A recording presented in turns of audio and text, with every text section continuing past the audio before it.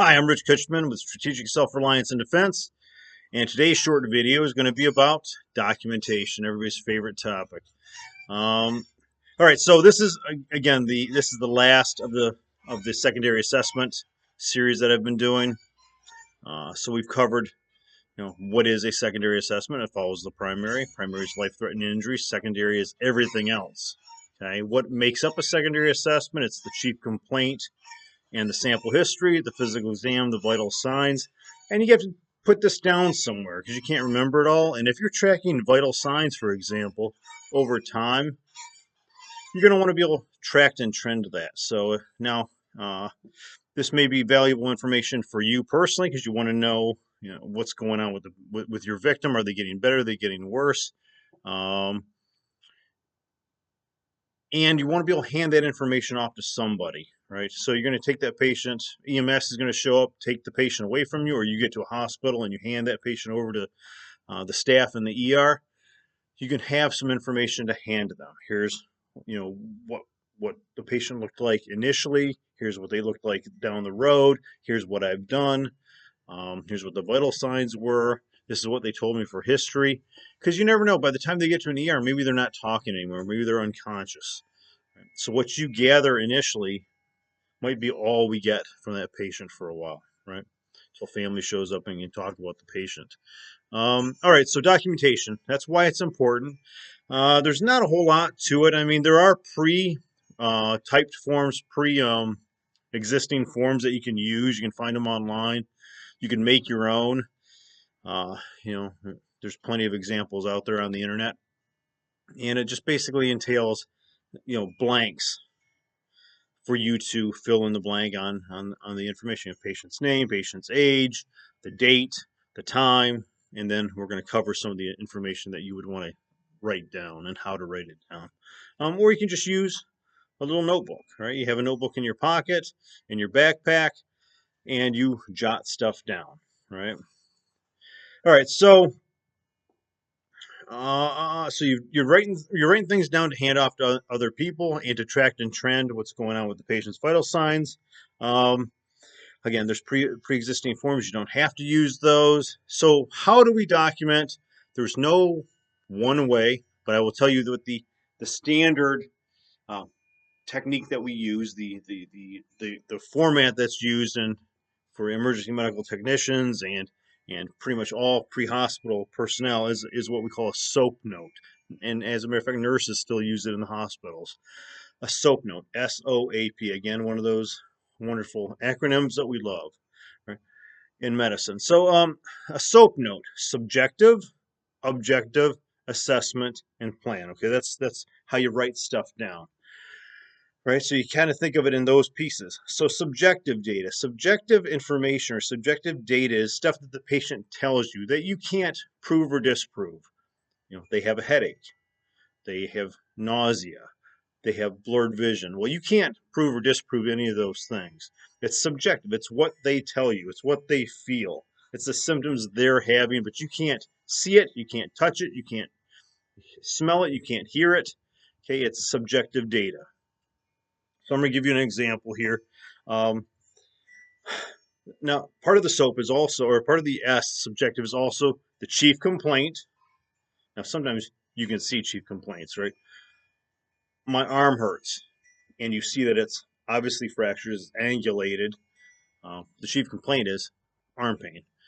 All right, so part of the S is chief complaint and sample history. That also is part of the S subjective. They're telling you these things.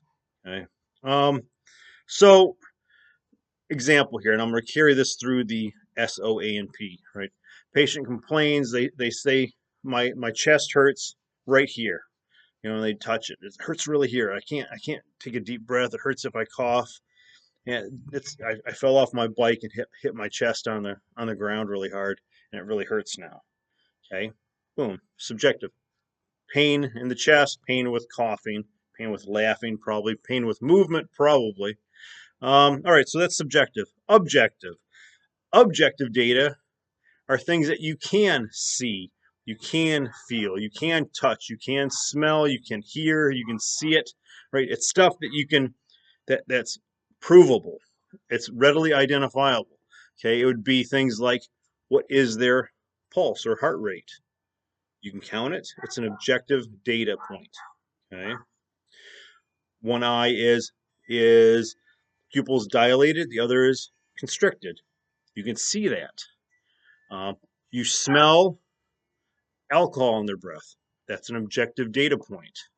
Okay, you see a contusion, a bruise, swelling, angulated long bone.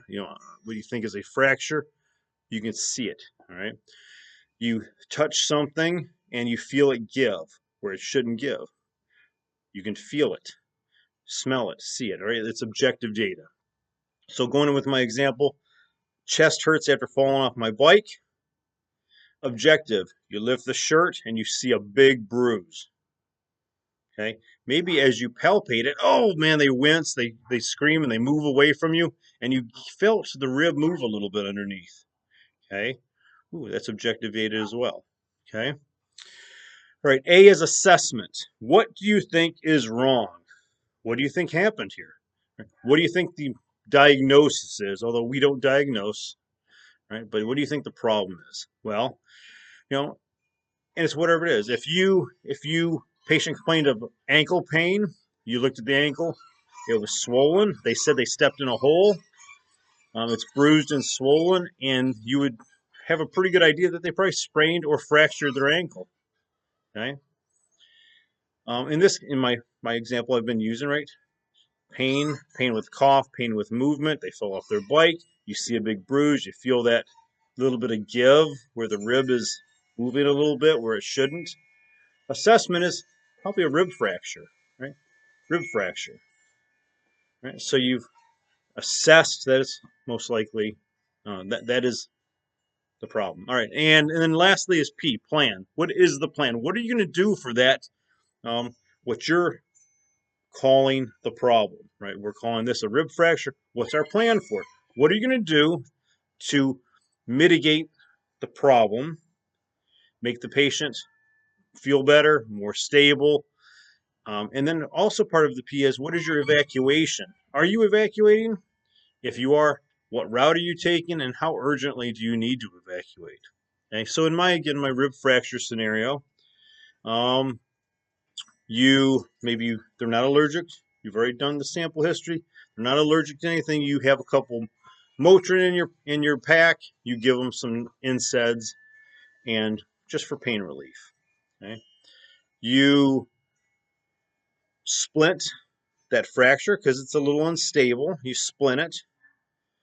You can sling that arm, right? So, because anytime you move this shoulder, it's going to affect that rib cage and for stability, and it's going to hurt a little bit more. So you sling this right arm and swath the arm to the body, wrap it so it doesn't move while they're walking, right? So you've splinted, slinged and swathed the arm, gave them a little bit of pain relief, and you decided you're going to walk out. You were out on the trail. You're going to walk. You're going to end your trip, but you're going to walk back to the car and go to the urgent care or the ER. Right? So that's the evac plan.